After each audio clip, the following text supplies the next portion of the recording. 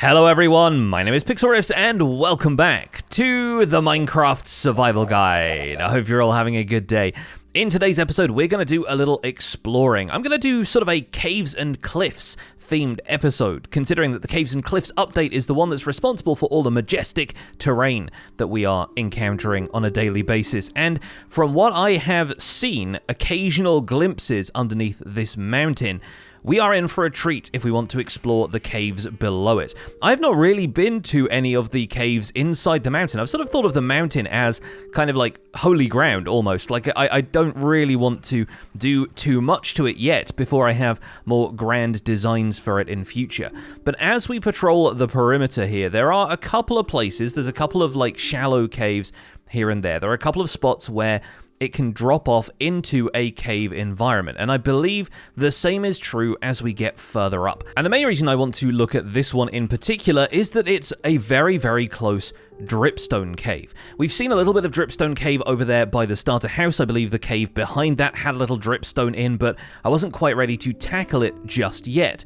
In this case, I think this is worth exploring because the environment really opens out into a massive cavern. Like, take a look at this. Massive pillars of dripstone falling to the floor. There's some mobs, there's some bats flying around, and endermen and all kinds of stuff. But Dripstone Caves can be an interesting source of resources. And I'm not just talking about the ore blocks that we can see around here. I'm talking about the dripstone itself. We're going to drop down a bucket of water, probably like adjacent to this block so that we can use it to get on out of here. And we're going to lower ourselves slowly down into this cave. Because, of course, the first thing about dripstone, there's a single pink petal down here. That's kind of awesome. The first thing you need to know about dripstone is that, of course, it is pointy. It will form into stalactite formations on the ceiling, stalagmite formations on the floor. And if you drop on top of dripstone, it's going to deal some extra damage to you. Even if you jump from a 1-block height onto a piece of pointed dripstone, the armor is absorbing a bunch of the damage, but you'll find that that deals a little bit of damage to you. And if you fall from a higher height, or if some of the dripstone falls on you, if it breaks on top of you like that, then the damage will be multiplied. It's going to be a lot more dangerous for you to do that. One of the coolest properties of dripstone, though, is that it forms into these connected formations. Not only that, but it can form that way naturally. You'll notice the drips coming off of this, and that's just a natural property of these dripstone stalactites and stalagmites, the pointed dripstone that we've got hold of here. And if we attach one of those to the underside of a block, you will notice it occasionally dripping water particles. But if there is a water block above the block that the pointed dripstone is attached to, it can actually drip deposits of dripstone onto the floor, and that makes it a renewable resource. It can be farmed. You'll find these natural pools of water all around Dripstone Caves as a reminder of its relationship with water, and if you find lava in one of these Dripstone Caves, you're likely to encounter something even more interesting. I'm going to grab a bit of cobblestone from the environment around here so I can show you, because I've spotted a lava source coming out of the wall over here. And if I am careful, we can just block this off, but preserve the lava source inside the wall here. So the lava is behind this cobblestone block back there, and if we dig out the blocks below the block the lava source is occupying, and if you take a look at the underside of this block, you will be able to see those occasional orange and red drips of lava, the telltale signs that there is lava above this block. If we attach some pointed dripstone to that block, you will notice that those drip particles end up coming from the tip of the dripstone itself, and they will drop a little more frequently, meaning it is possible to use pointed dripstone to channel blocks of lava down into some sort of receptacle. If you acquire 4 pointed dripstone, you can craft it in a 2x2 to get another dripstone block, but obviously dripstone blocks are fairly abundant in this environment, so it really depends whether or not you want to take down this environment. If you want to remove a bunch of the naturally generated blocks, wow, okay, hello skeletons, and you'll find dripstone blocks scattered around the floor. So if you don't want to take down one of the larger pillars of material, if you find that a little bit too daunting or you think they just look too cool, which is my stance personally, with the ability to farm pointed dripstone renewably, it is perfectly possible to create a renewable source of dripstone blocks. They can also, I believe, be traded from stonemasons if you want them in larger quantities, although not every stonemason is going to trade them. Oh my goodness, I've just spotted an abandoned mineshaft among those dripstone pillars. What a cool thing to find down here. It's a really neat environment for it. Not only that, but it seems to be largely suspended from the ceiling instead of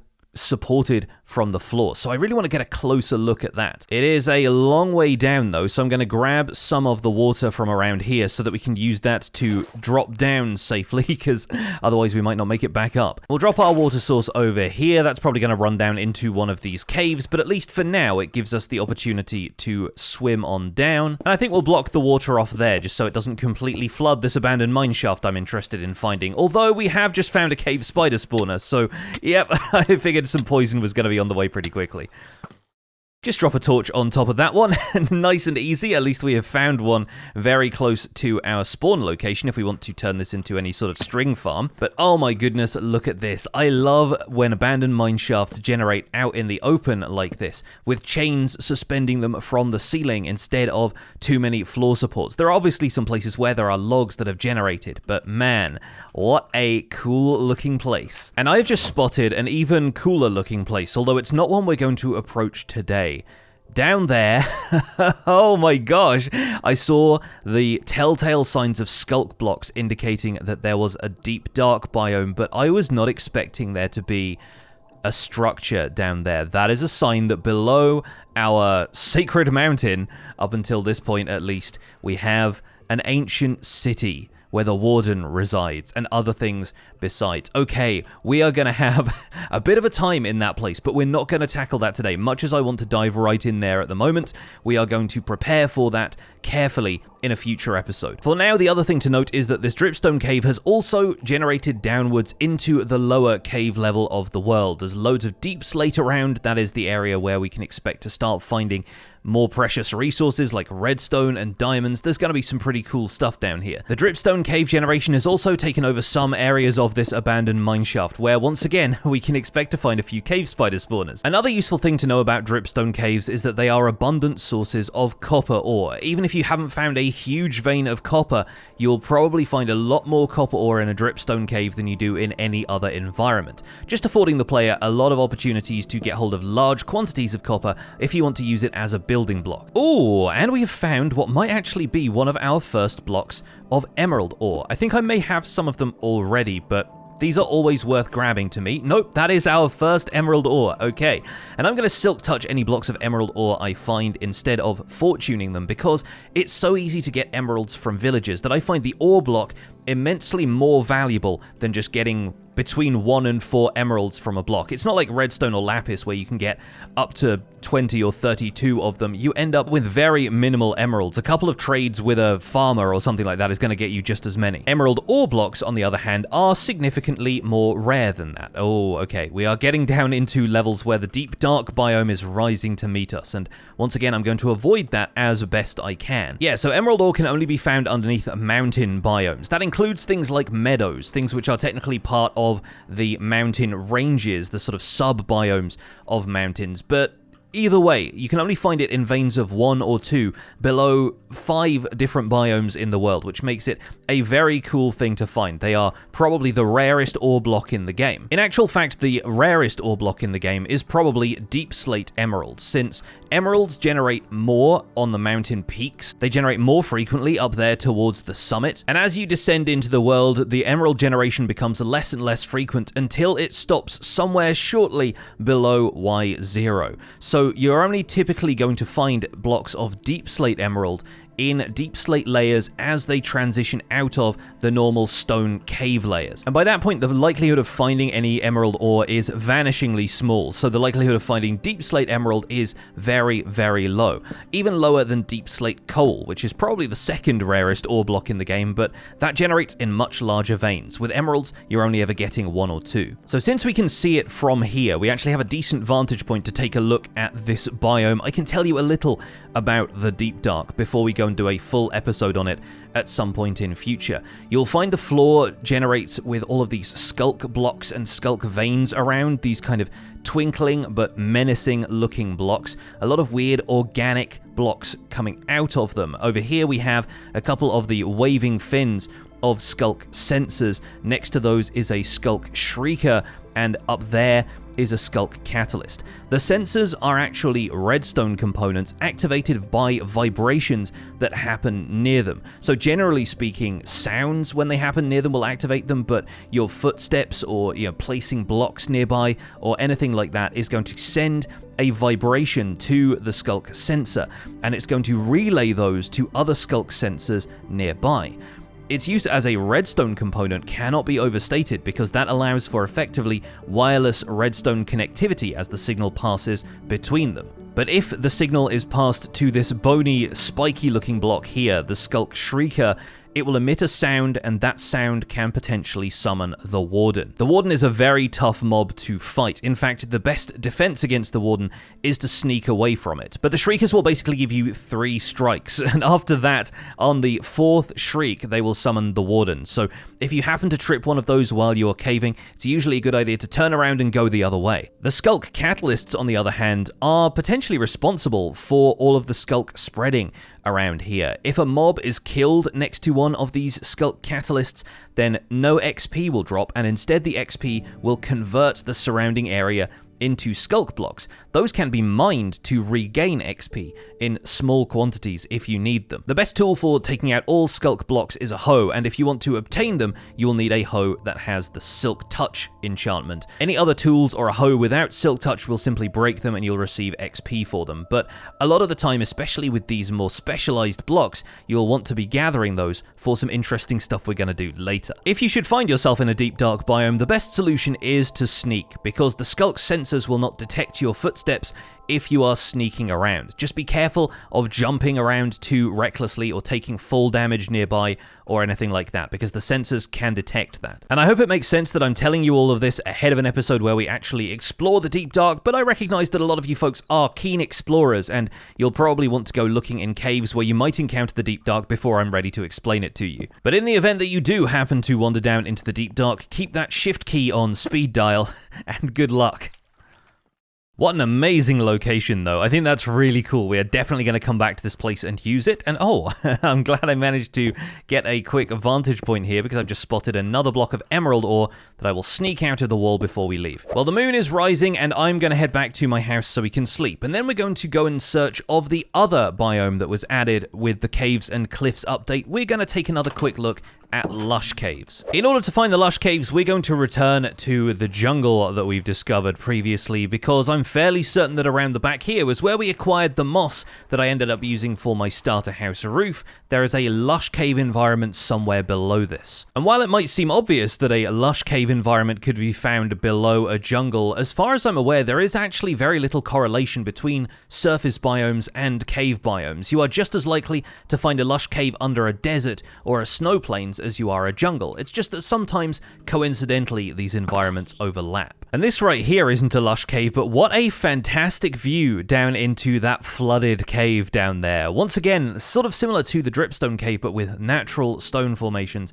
Those pillars are supporting the cavern floor. And is it me, or has there been an Enderman in basically every cave we visited in this video? That's not exactly a surprise. I mean, it's a dark area and they are mobs that can spawn in dark areas, but I don't know, something about having an Enderman around really makes me feel like I'm being watched. I guess when glowing eyes are the main feature of a mob, what would you expect? But wait. Oh, from the outside it didn't look like the environment was going to be like this, but we have stumbled on the Lush Cave I was talking about, and what a beautiful place, aside from the zombies, I mean. Just gonna take out these skeletons so we don't have too many rude interruptions as we step into this idyllic Lush Cave Valley. Oh, speaking of interruptions, there's gonna be a couple of those around for sure. And the typical features of these Lush Caves you'll find are clay beds on the floor, lots of water around, a bunch of moss on the floor with azalea growing from it. From the clay, you will find these dripleaf plants growing, and often they'll be growing in the water. There'll be a couple of varieties of them, the larger dripleaf with these big lily pad-sized tops to them, and the small dripleaf, which will typically just be standing here in the water.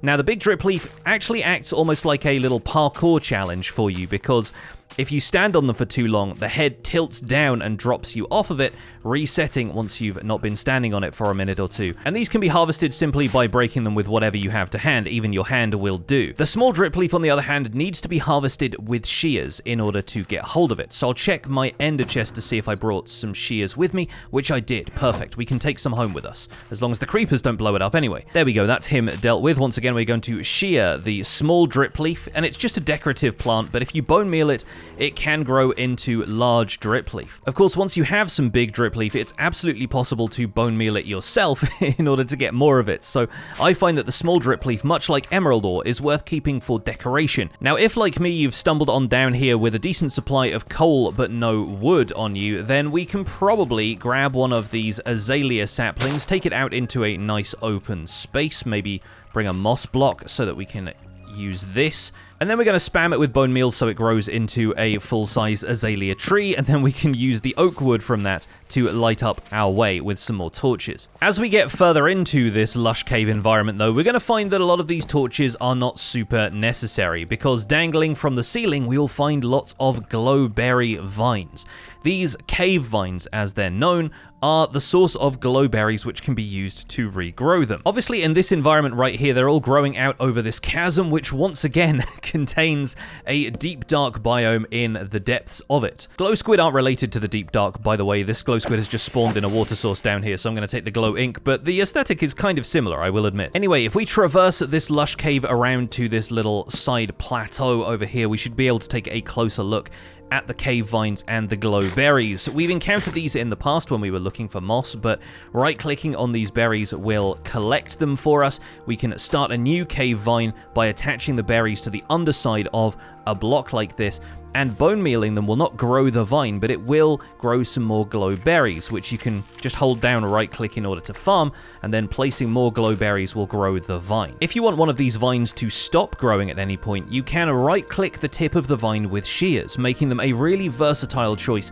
for aesthetic decoration in natural builds. Whether they are grown on the tip of the plant or further up the vine, glowberries always give off the same light level, which I think is 13 inside the block, so really 12 as we are standing around it. It's slightly dimmer than a torch or a lantern, but provides pretty adequate lighting around here. As you notice, I've not had to deal with any mobs as soon as I came over to this place. One of the other exciting things about coming here to Lush Caves is the inhabitants, because there are some mobs which are native to Lush Caves, and you'll typically find them swimming around the water pools in these environments. I'm not just talking about the tropical fish, which will also generate in Lush Caves. I'm talking about these little critters over here. Axolotls will appear in these pools, and they come in a variety of different colors. There's a couple of yellow ones here, and I believe I spotted a pink one there as well. There's even baby axolotls around here, which is kind of adorable. If you have a bucket of water, it's even possible to scoop up an axolotl, getting you the cutest predator advancement, and you can take the axolotl back wherever you want to, in the same way that you can move fish around using buckets. There are 4 different colors of axolotl that will spawn naturally. There is a white one with blue and pink fins, and there's also a brown one that we haven't seen yet, but breeding them together can occasionally, very, very rarely, produce a blue axolotl that does not spawn naturally in the wild. It can only be acquired through breeding them. One thing you will notice about axolotls is that they love being in the water, and while they are amphibious, they will be able to get out onto land occasionally. If they stay on land for too long, they will start to take a little bit of damage. They effectively dry out if they're on land for too long, so you'll find them typically wanting to get back into a water source, and it's worth bearing that in mind if you plan on taking an axolotl home and keeping it as a pet. The last thing I want to point out from these lush cave environments are the spore blossoms, these massive pink flowers that you'll find dangling from the roof here. Spore blossoms are responsible for these spore particles, the green particles that you see floating through the air around here. That doesn't do anything. They don't provide any kind of, passive status effect or anything. It's simply an aesthetic thing, and picking up one of these spore blossoms and moving it allows you to control where that effect appears. So I'm going to pillar up here with the wood planks that we got from that azalea tree. We're going to snag ourselves a single spore blossom, and while we're up here actually, we can notice the effect of the skulk sensors tripping thanks to a bat that seems to be flying around there in the deep dark biome. I'll remove the spyglass overlay so we can see a little bit more of that. You do not need to worry about other mobs tripping the skulk sensors though, whilst they can still light up the skulk sensors and that will still produce a redstone signal if you're using them as a redstone component. It won't alert the shriekers to your presence. Shriekers are only affected by nearby player activity. But yikes, we have found a lot of deep dark today. I'm actually slightly scared of the place even now.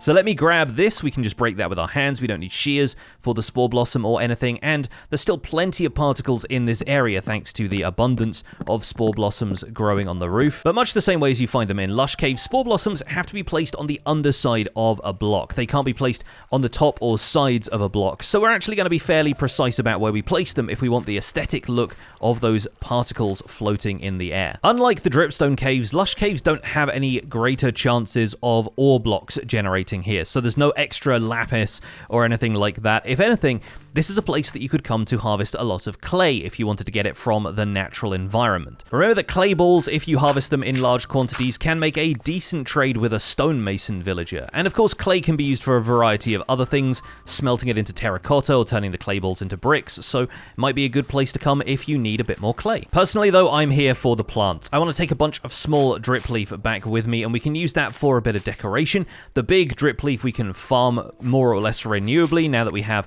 a couple of pieces of it and some bone meal. And at some point I'll come back here with another bucket so we can pick up a friend for our axolotl here, and we might even attempt to breed a blue axolotl, although the chances of it happening are so slim that it's going to be a heck of a grind if we try it. Right here is another example of the axolotl coloring though that I mentioned. We got a blue and pink one here. I really like the little gradient that they have on their fins. It's such a cool look.